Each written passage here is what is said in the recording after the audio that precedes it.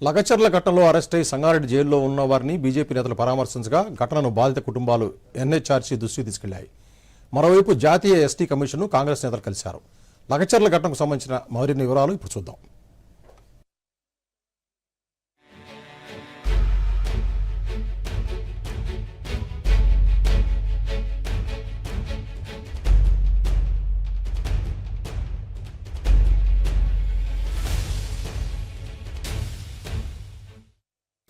వికారాబాద్ జిల్లా లగచర్ల ఘటనపై BJP, BRS, Congress మధ్య విమర్శలు, ప్రతి విమర్శలు కొనసాగుతూ ఉండగా తాజాగా ఈ అంశం ఢిల్లీకి చేరింది.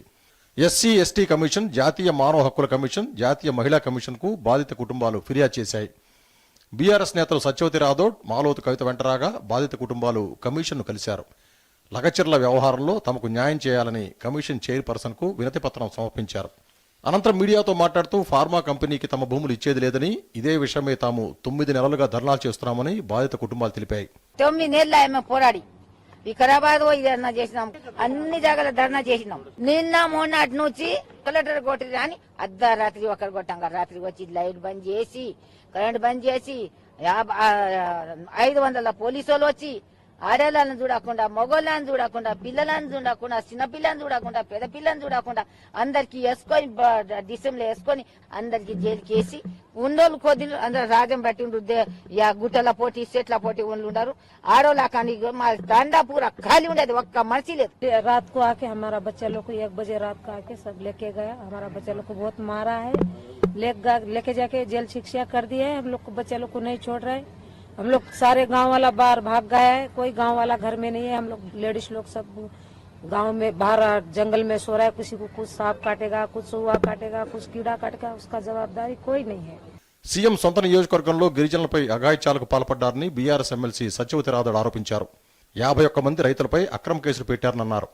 లగచెర్లలో జరిగిన సంఘటన 11వ తారీఖున అధికారుల మీద దాడులు చేసిందనే నెపంతో 12వ తారీఖు అర్ధరాత్రి పోలీసులు, కొంతమంది కాంగ్రెస్ పార్టీ నాయకులు లగచెర్ల మీద, పక్కనే ఉన్న రోటిబండ తండ మీద, మిగతా తండాల మీద పడి గిరిజనులను చిత్రహింసలు పెట్టి ఆడవాళ్లు, మగవాళ్లు, చిన్నపిల్లలని కూడా చూడకుండా వాళ్ళని విపరీతంగా కొట్టడం, వాళ్ళకి ఇబ్బంది పెట్టడం, వాళ్ళేదో దేశద్రోహులుగా లేకపోతే టెర్రరిస్ట్ లాగా వాళ్ళందరినీ కూడా అరెస్ట్ చేయడం, వాళ్ళ మీద బెయిల్ రాని నాన్ అవైలబుల్ సెక్షన్స్ పెట్టడం, నిజంగా ఇవన్నీ చూస్తుంటే చాలా దారుణంగా ఉంది.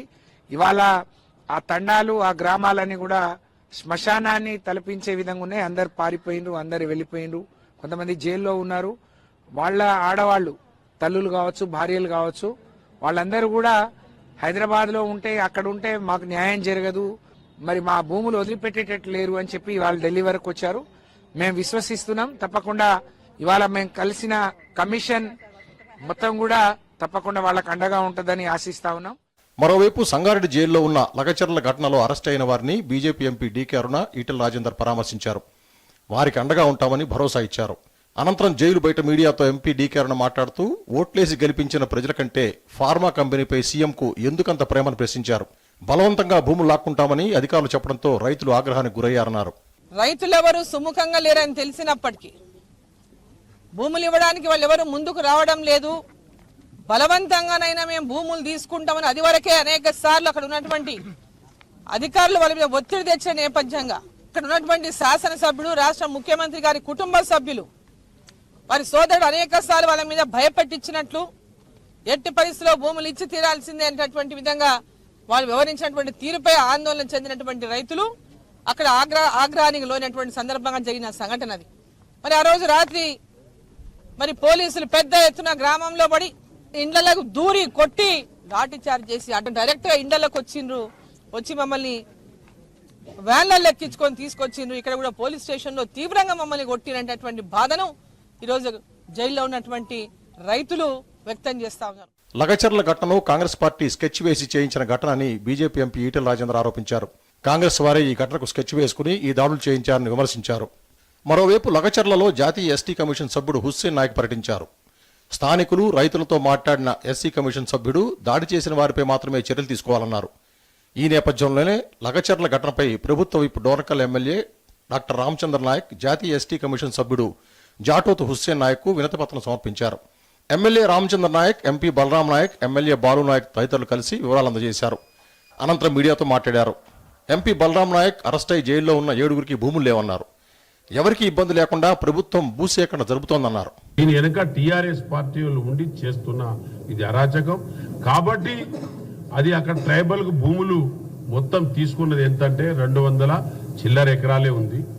దాని తర్వాత బీసీ వాళ్ళది ఉన్నది, దాని తర్వాత ఇంకో వాళ్ళది ఉన్నది, అన్ని కులాలకు ఉన్నది. మొన్న అరెస్ట్ చేసిన దాంట్లో కూడా 7గురికి అసలు భూములే లేవు. దాంట్లో జైల్లో ఉన్నోళ్ళు ఇప్పుడు ప్రజెంట్ గా వాళ్ళు ఏం చేశారంటే టీఆర్ఎస్ పార్టీ కాబట్టి ఏ విధమైన ఈ గవర్నమెంట్ ను బ్లేమ్ చేయాలి, ఈ ముఖ్యమంత్రి గారికి బ్లేమ్ చేయాలనే ఒక ఉద్దేశపూర్వకంగా చేస్తున్న ఇది తప్ప వేరేదేమీ లేదు. Bureau report, Doordarshan news.